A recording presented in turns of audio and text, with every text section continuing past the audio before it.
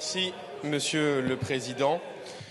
Alors, on a bien entendu une hostilité, pour ne pas dire une hargne, à l'égard de la Banque de France, de ce qu'elle représente, de ce que ces travailleurs et travailleuses représentent. On est quand même dans une situation extraordinaire, où c'est nous, à gauche, qui devons nous retrouver à défendre l'argent de la Banque de France, tandis que vous voulez le piller. Comme quoi, vous avez tout pris de la Commune de Paris, sauf le programme. C'est dommage. Bon, mais quoi qu'il en soit, j'imagine qu'il y a plusieurs raisons à votre hostilité aussi radicale. La première, c'est qu'il s'agit d'un établissement nationalisé en 1946.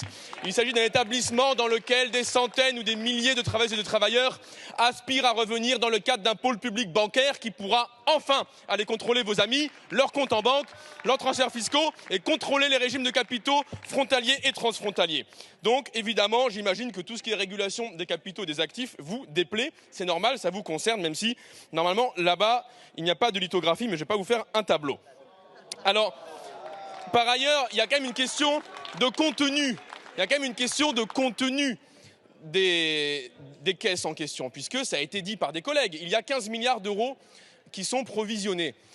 On est quand même en train de parler de 15 milliards d'euros de provisions lorsque les salariés gèrent, en montant les cotisations, et vous en cherchez 12. C'est-à-dire vous en prenez à des gens qui en ont mis 15 de côté, vous n'avez pas mis 12 dans la nature. Donc excusez-moi, moi j'ai plus confiance dans des salariés qui augmentent les cotisations, comme le propose tout le monde à la NUPES, que dans des gens pas fichus de trouver 2 centimes chez leurs potes qui ne payent pas d'impôts, pas de cotisations, et qui sont exonérés de toute cotisation sociale.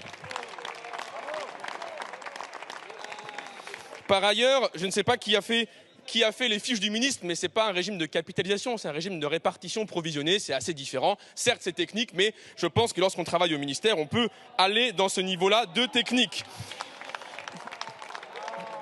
Et pour conclure sur l'ensemble de ce sujet, je ne m'explique pas que par sectarisme, vous soyez tellement obnubilés par l'idée de réduire les droits des salariés conquis dans leur lutte depuis 200 ans, que vous soyez prêts à perdre de l'argent. Ça m'échappe. Vous allez perdre de l'argent au budget de l'État dans cette caisse, tout ça pour leur nuire.